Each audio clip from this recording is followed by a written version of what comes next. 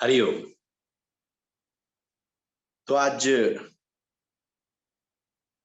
प्रश्न कर रहे हैं कि मैंने थोड़ा धन कमा लिया है, इसलिए मेरे रिश्तेदार मुझे अहंकारी कहते हैं। आखिर अहंकार क्या है? हितेश भारद्वाज। असलियत में होता ही है, जब हमें कोई पद मिल जाता है, थोड़ा धन आ जाता है, थोड़ी कीर्ति होने लगती है, हम कुछ विशेष होने लगते हैं, हमारा घर थोड़ा बड़ा हो जाता है। पहले कार नहीं थी, अब कार आ जाती है। कार छोटी थी तो बड़ी हो जाती है। बच्चे थोड़ा पढ़ लिख लेते हैं। इन सब चीजों को देखकर हम कुछ अपने को विशेष मानने लगते हैं। हम कहते हैं मैं कुछ हूं, और ये जो मैं कुछ हूं, ये हम किसको दिखाते हैं? जिनसे हमारा संबंध ही नहीं है, उसको हम कैसे दिखाएंगे? हम तो केवल वही दिखाते हैं जहां पर हमारा संबंध हो, रिश्ता हो, नाता हो, रिश्तेदार हो। तो हमारी भाषा में, हमारे टोन ट्यून में, हमारी बातचीत में, हमारे संवाद में हम कुछ हैं, ये दिखने लगता है कि देखो भैया, पहले जैसे थे अब वो नहीं रहे, अब तुमसे बेहतर हो गए। अपने को अब हम कुछ अलग करने लगते, एक विशेषता का अभिमान हमारे अंदर होने लगता है। वो अभिमान किसी भी कारण से हो सकता है। पहले एक भाव था, अब कुछ विशेष हो गए। तो अहंकार का मतलब है कि अपने को अलग मान लेना, अपने को अलग कर लेना। अहंकार, और जैसे जैसे हम अपने को अलग करते जाते हैं, अहंकार वैसे वैसे बढ़ता चला जाता है। और जब हम अपने को पूरी तरह से अलग कर लेते हैं तो हमारा अहंकार और बढ़ जाता है। लेकिन यदि हम देखें, अपने को देखें, प्रकृति को देखें, ब्रह्मांड को देखें, तो यहां अलग कुछ होता ही नहीं। जैसे सारा पानी एक है, समुद्र एक है, उसमें से एक थोड़ा सा पानी, आप एक बूंद, एक लहर कहे कि मैं समुद्र से अलग, एक पत्ता कहे मैं पेड़ से अलग हूं, वो पत्ता जब पेड़ से कहेगा मैं अलग हूं, तो वो पेड़ के साथ नहीं चल पाएगा, क्योंकि अब वो अपने को अलग मान रहा है। वो बूंद, वो लहर, वो अपने को अलग मान रही है, तो वो सागर का हिस्सा नहीं हो सकती, वो विशालता का हिस्सा नहीं हो सकती। वो पत्ता कहे कि हवाएं यदि सीधी चले तो मुझे उल्टा चलना है, पेड़ यदि मुझे पोषित करे तो मुझे नहीं होना है, क्योंकि मैं कुछ अलग हूं, तो फिर वो पेड़ का हिस्सा रह नहीं पाए। अपने को अलग मानना ही अहंकार है। और अक्सर ये अपने को अलग मानने का जो भाव है, वो सबके अंदर आता है। गरीब, किसी के पास कुछ नहीं है तो वो कहता मैं गरीब हूं, तो वो अपने को अलग गरीबी में मान लिया है उसने। कोई बीमार है तो कहता मैं बीमार हूं, उसने अपने को अलग बीमारी में मान लिया है। स्त्री कहती है मैं स्त्री हूं, तो उसने अपने को अलग माना। पुरुष कहता है मैं पुरुष हूं, बच्चा कहता है मैं बच्चा हूं, धनी हूं या निर्धन हूं, या पढ़ा लिखा हूं या अनपढ़ हूं, काला हूं या गोरा हूं, इस देश का हूं, उस देश का हूं, ये धर्म वाला हूं, वो धर्म वाला हूं, बुद्धिमान हूं, मूर्ख हूं, निर्णय बहुत अच्छे लेता हूं या निर्णय ले ही नहीं पाता। ये कुछ भी हम इस छोर से उस छोर तक जब भी हम कोई बात करते हैं, तो वही हमारा अहंकार उस बात को प्रकट करने लगता है। ऐसा नहीं है कि मैं धनी हो जाऊं और आप धनी हो गए हैं तो अहंकार आएगा। वो जिसके पास धन नहीं है, वो भी अपने को अलग माने हुए कि मेरे पास तो नहीं, तो अहंकार वहां भी आ रहा है। तो अहंकार ऊपर के स्तर पर भी आता है। मैं दुखी हूं, ये भी तो अहंकार का ही हिस्सा है। वो निचले स्तर पर भी, एक इस छोर से लेकर उस छोर तक अहंकार की बहुत बड़ी रेंज है। तो इस तरह से हम अपने जीवन में अहंकार को पाल लेते हैं। जबकि अध्यात्म क्या कहता है? यदि हम अध्यात्म को देखें तो अध्यात्म कहता है कि सब एक है। अद्वैत का सिद्धांत क्या है? अद्वैत का मतलब है जहां दो है ही नहीं, है ही एक, वननेस, सेमनेस। विविधता में एकता है। मोती बहुत सारे हैं माला में, लेकिन धागा एक है। वो जो एक है, जब हम उस एक को पकड़ते हैं तो उसको अध्यात्म कहते हैं, उसको ज्ञान कहते हैं, उसको सांख्य कहते हैं। जब हम उस एक को ना पकड़कर अलग अलग पकड़ते हैं कि ये छोटा मोती, बड़ा मोती, ये सफेद मोती, ये काला मोती, जब हम भेद करते हैं तो उसको संसार कहते हैं। भेद बुद्धि संसार है, अभेद बुद्धि ज्ञान है, मुक्ति है। जब अभेद का भाव आ जाए तो वही अध्यात्म की यात्रा और मुक्ति की यात्रा हो जाती है। पूरी प्रकृति, पूरी सृष्टि, पूरा ब्रह्मांड किसी ना किसी रूप से आपस में जुड़ा पड़ा है। हमें दिखता नहीं, इसका मतलब ये नहीं कि वो जुड़ा हुआ नहीं है। ऐसा नहीं कि वो दिख नहीं रहा है। स्थूल आंखें बता रही हैं कि ये पेड़ दूसरे पेड़ से अलग है। स्थूल आंखें बता रही हैं कि ये पेड़ और धरती अलग है, हवा और पेड़ अलग है, पेड़ और सूरज अलग है, समुद्र और हम अलग हैं। ऐसी हमें आंखें बताती रहती हैं। ये व्यक्ति और दूसरा व्यक्ति अलग है, मैं और ये पशु, ये पक्षी अलग है।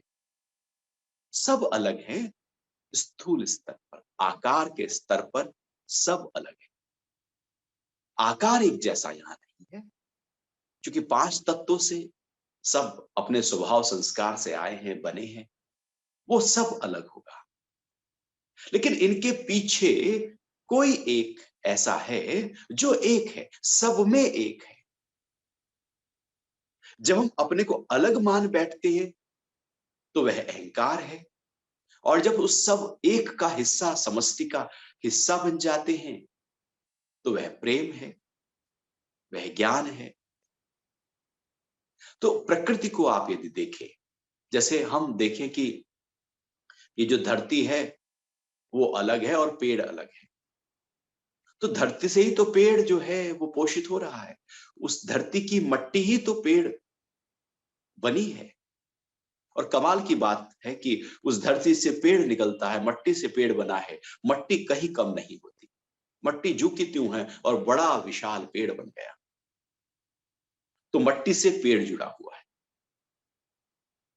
अभी जो पेड़ है, अब आप कहें ये पेड़ अलग है और हम अलग है, तो श्वास के माध्यम से हम पेड़ से जुड़े हुए हैं। हम ऑक्सीजन निकालते हैं, पेड़ जो हैं वो ऑक्सीजन देते हैं। हम ऑक्सीजन भरते हैं, पेड़ ऑक्सीजन देते हैं। हम CO2 निकालते हैं और जो पेड़ है वो CO2 लेते हैं। तो इस तरह से हमारा और पेड़ों का एक आपस में संबंध बना हुआ है। सभी जीव जंतु जो ऑक्सीजन लेते हैं, CO2 निकालते हैं, और पेड़ों से उनका एक संबंध बहुत ही अच्छी तरीके से बना हुआ है। तो हम स्थूल रूप से कहें पेड़ अलग है, मैं अलग हूं, पेड़ ही ना हो तो मैं कहां से हो सकता? नहीं हो सकता, क्योंकि वो दो नहीं है, सूक्ष्म रूप से एक है। तो हमारा और पेड़ों का पूरा सीधा संबंध है।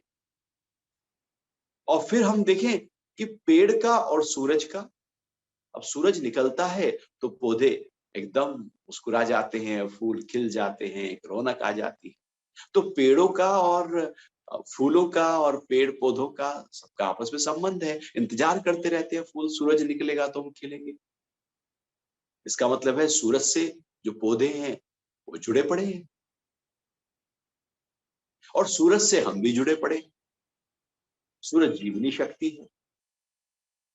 सूरज का प्राण ही हमारे जीवन को, इस धरती पर एक जीवन को चला रहा है। तो हमारा और सूरज का सीधा संबंध है। सूरज का और चंद्रमा का सीधा संबंध है, क्योंकि सूरज की प्रकाश से ही चंद्रमा प्रकाशित होता है। और चंद्रमा का हमारे मन से सीधा संबंध है। क्योंकि हमारा मन चंद्रमा के आधार पर प्रभावित होता रहता है। चंद्रमा का समुद्र से संबंध है। समुद्र का पानी चंद्रमा के आधार पर हिलता रहता है, इसलिए हाई टाइड जब होते हैं, समुद्र में उफान आते हैं, तो पूर्णिमा का दिन होता है। अमावस्या पे समुद्र उफान नहीं लेता, इसलिए समुद्र का और चांद का संबंध है। और केवल समुद्र का ही संबंध नहीं, धरती पर जहां भी पानी है सभी का संबंध चांद से जुड़ा हुआ है। इसलिए शरीर में भी 69% या 70% के आसपास पानी है, तो वो चांद हमारे शरीर के अंदर के पानी को भी प्रभावित करता है। इसलिए स्त्रियों में मासिक धर्म पूर्णिमा के आसपास होता है, क्योंकि वो प्रभावित करता है। इसलिए अक्सर हमारे मन की स्थिति पूर्णिमा के दिन या तो बहुत ही ऊंची स्थिति हो सकती है या पूरी तरह से बिखरी हुई हो सकती है। यानी कि लोग पागल भी पूर्णिमा के दिन हो जाते हैं और बुद्धत्व को भी पूर्णिमा के दिन प्राप्त हो जाते हैं। अब हम कहें कि हम जुड़े हुए नहीं हैं। अब ज्योतिष के अनुसार हम कहते हैं कि सारे चांद तारे, सारे नक्षत्र और ग्रहों का प्रभाव धरती पर और हम पर पड़ रहा है।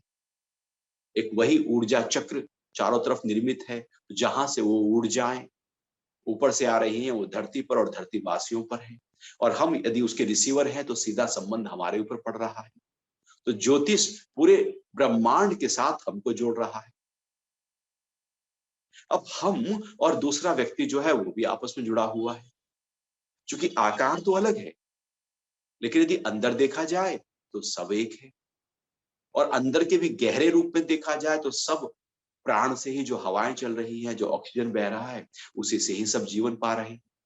वही खाना पीना जो हम बाहर से ले रहे हैं, दूसरा भी वही ले रहा है। वो बाहर की प्रकृति से जैसे वो जुड़ा है, ऐसे ही हम जुड़े हैं। वो भी जल से जुड़ा है, आहार से जुड़ा है, वायु से जुड़ा है, सूरज और चांद से जुड़ा है, तो हम भी वहीं से जुड़े हैं। उसमें भी चेतना है तो हम में भी चेतना है। वहां भी आत्म तत्व बह रहा है तो हमारे अंदर भी आत्म तत्व बह रहा है। तो हम कहां पर दो हो जाते हैं? गहरे रूप से देखा जाए तो अलग अलग होते ही नहीं। हम प्रकृति का हिस्सा हैं। 5 तत्वों से प्रकृति बनी है, 5 तत्वों से हम बने हैं। तो जो वहां है वो यहां है। लेकिन जब हम कुछ विशेष अपने को मानने लगते हैं, नहीं मैं कुछ हूं, बस यहीं पर समस्या खड़ी हो जाती है। क्योंकि जैसे ही हमने कहा मैं कुछ हूं, इसका मतलब यह हुआ हमने उस विशालता के साथ हमारा जो संबंध था, जिसको हम कहते हैं वसुधैव कुटुंबकम, ये पूरा जो संसार है, पूरा जो विश्व है, वो एक कुटुंब की तरह है। जैसे परिवार होता है, आपस में सब जुड़े हुए हैं। कोई ताऊ, चाचा, मामा, फूफा, एक संबंध है, कुटुंब है पूरा। तो ऐसी पूरा ब्रह्मांड और पूरा विश्व एक कुटुंब की तरह, एक परिवार की तरह है। यहाँ सब आपस में किसी ना किसी तरीके से जुड़े पड़े हैं। क्योंकि 5 तत्वों से सब बना है, ये भी 5 तत्वों से बना है, तो ये शरीर उस 5 तत्वों से कनेक्ट है। तो वहां टूटा कहाँ है? जब हम अपने को अलग थलग करने लगते हैं, तो अब समझो कि यहां पर वो अलग थलग करने की जो क्रिया है वही अहंकार है। और यही अज्ञान है। और इसी कारण से सारे विकार पैदा होते हैं। हमारा काम, क्रोध, लोभ, मोह, हमारा राग, द्वेष, ईर्ष्या कहां से आ रही है? क्योंकि हमने अपने को उस समष्टि का हिस्सा नहीं माना, हमने अपने को कुछ अलग कर लिया।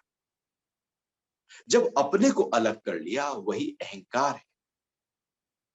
और जब हम अपने, जैसे बह रहा है पानी, बहता पानी निर्मला, रुके तो गंदा होए।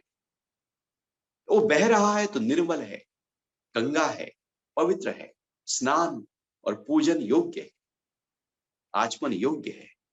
और वो पानी कहीं गड्ढे में जाकर रुक जाए, वो कीचड़ बन जाता है, दलदल बन जाता है, और वो निर्मल नहीं रहता, वो मलिन हो जाता है, उसमें बदबू उठने लगती है, उसमें मक्खी मच्छर पैदा हो जाते हैं। अहंकार भी कुछ ऐसे ही है। जब हम उस समष्टि के साथ, उस ब्रह्मांड के साथ, उस पांचों तत्वों और पूरी प्रकृति के साथ अपने को एक कर लेते हैं, तो बहता पानी निर्मले की तरह हम पवित्र होते हैं। और जब हम अपने को अलग कर लेते हैं, मैं कुछ हूं, मैंने कुछ धन कमा लिया, मेरे पास कुछ पद है, तो हम गड्ढे में रुके हुए पानी की तरह हो जाते हैं। अब हमारे में से बदबू आने लगती है। अहंकार एक बदबू है। फिर मक्खी मच्छर वो सब इकट्ठा होने लगते हैं, और वो सब विकार के रूप में हमारे अंदर फिर लोभ बढ़ेगा, फिर 99 का फेर आ जाएगा, फिर क्रोध बढ़ेगा, लोभ जरा सा हिलेगा तो क्रोध पैदा होगा, फिर मोह आएगा, जो इकट्ठा हुआ है उसके प्रति हमारी आसक्ति आ जाएगी, फिर हमारे अंदर काम वासनाएं पैदा होंगी, इच्छाएं पैदा होंगी, जो कि पैसा आ गया तो ये भी पूरा कर लो, तो वो भी पूरा कर लो। इस तरह से सारे विकार एक के बाद दूसरे खड़े होते चले जाते हैं, और सारे विकार अहंकार के आधार पर ही खड़े होते हैं। अहंकार के आधार पर मतलब जैसे कोई भूमि है और वो उपजाऊ है, तो उसमें आप जो भी बीज डालोगे वो एकदम धरती का सीना चीर कर वो जो बीज है वो बाहर निकल कर आएगा और अपने आप को खिला देगा। उपजाऊ भूमि है। अहंकार भी एक उपजाऊ भूमि की तरह काम करता है, जिसमें सारे विकार पल्लवित होते हैं, पुष्पित होते हैं, सारे विकार फलते फूलते हैं। और यदि उस भूमि को बंजर कर दिया जाए तो वहां बीज डालोगे, भला रेगिस्तान में बीज डालकर कुछ मिलेगा थोड़ी। बंजर में बीज डालकर क्या होगा? उसको तो भूमि को तो उपजाऊ करना पड़ता है। तो अहंकार रूपी भूमि को यदि हम बंजर कर दें तो कोई विकार पैदा नहीं होता। लेकिन हमारे अंदर वो जो अहंकार है वो इतना जल्दी से जाता भी नहीं। अहंकार खड़ा रहता है। हम अपने को कुछ विशेष एक जरा सी सुंदरता हुई नहीं कि हम विशेष मानने लगते हैं। थोड़ा सा ज्यादा बने ठने नहीं कि हम कहीं भी बाहर जा रहे हैं तो अपने को विशेष मानने लगते हैं। जरा सा अच्छा बोलना आया नहीं कि हम अपने को विशेष मानने लगते हैं। हम विशेष मानने के आयोजन करते रहते हैं, तरीके ढूंढते रहते हैं। कैसे मैं कुछ अलग दिखाई दूं, कैसे मैं कुछ हटकर हो जाऊं। इस हटके होने के चक्कर में हमने अपने अहंकार को पाल लिया है। हमारा अहंकार बढ़ता चला गया और वो हमारा सबसे बड़ी बीमारी के रूप में प्रकट हो जाता है। एक होती है शरीर की बीमारी जो दिखती है, एक होती है भीतर अंतर मन की बीमारी जो अहंकार के रूप में, विकारों के रूप में प्रकट होती है, जिससे जन्म और मरण का सिलसिला लगातार चलता रहता है। एक स्थूल रोग है, एक सूक्ष्म रोग है। अहंकार एक रोग है, एक बीमारी है, कैंसर है। कोशिश हो कि इस अहंकार से अपने को बचाव करना है। क्योंकि है ही एक, तो दो क्यों, द्वैत क्यों, अद्वैत को क्यों ना पक्का कर लिया जाए।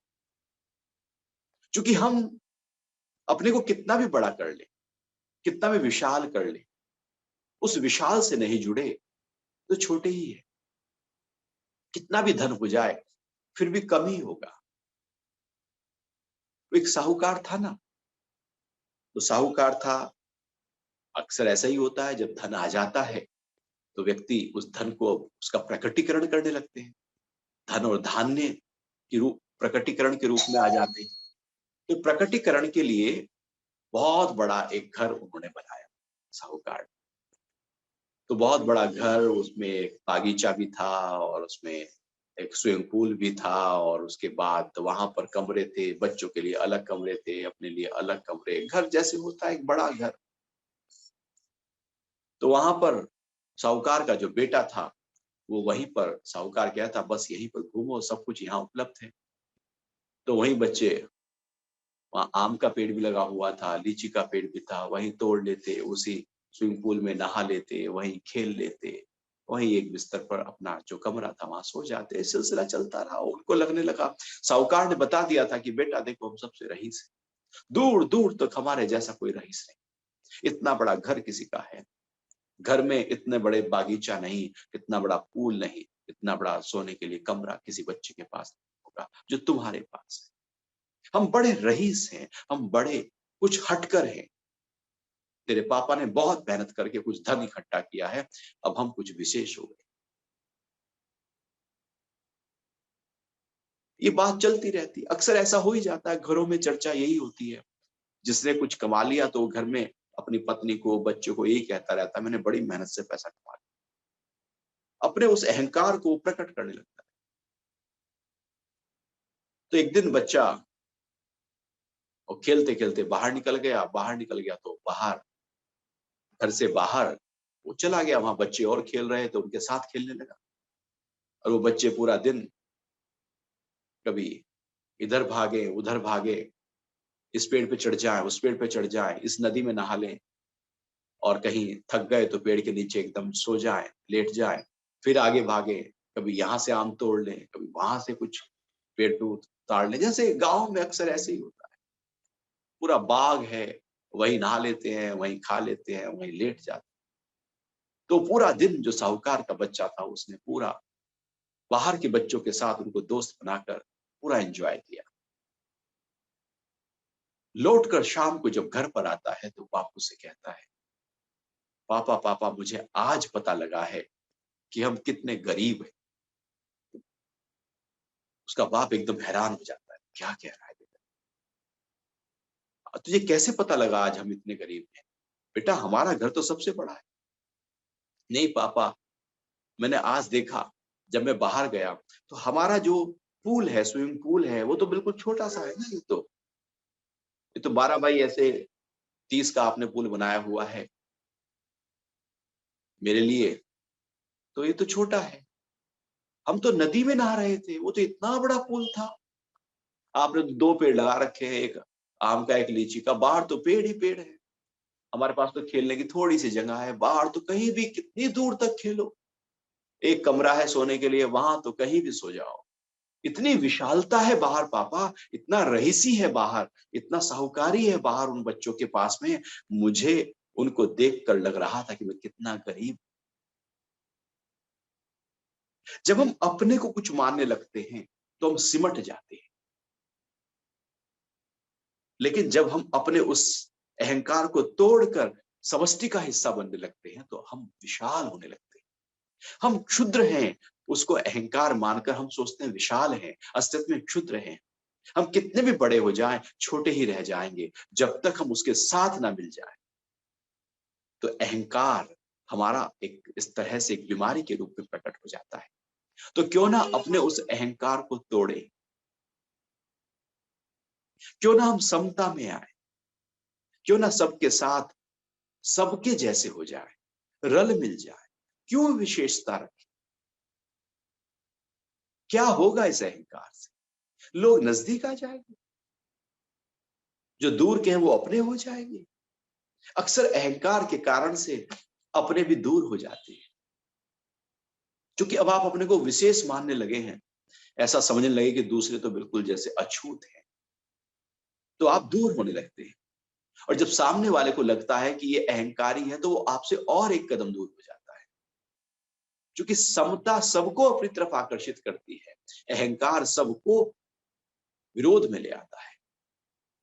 जिन लोगों में अहंकार बढ़ जाता है वो धीरे धीरे धीरे धीरे लोगों से, बाकी लोगों से दूर होने लगते हैं।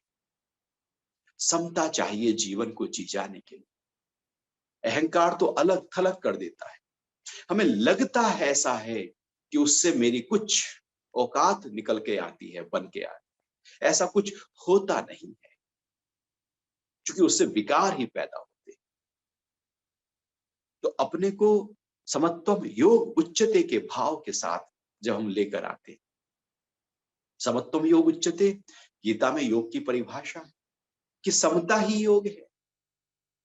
क्यों ना हम सम के भाव में आ जाएं, क्यों ना हम सबके साथ सम का भाव करें। जब कोई पढ़ा लिखा है उससे बात कर रहे हैं तो उसी स्तर का हो। क्यों हम अपने को नीचा ऊंचा माने?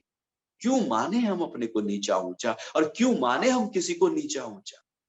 सब परमात्मा के हैं, सब प्रकृति के 5 तत्वों से आए हैं, एक ही तो है, अलग कहाँ है?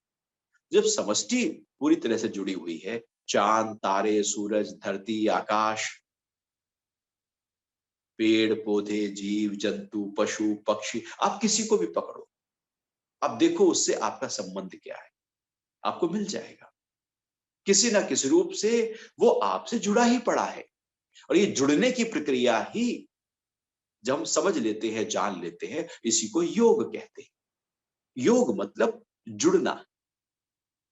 एक्चुअली सब जुड़ा ही पड़ा है।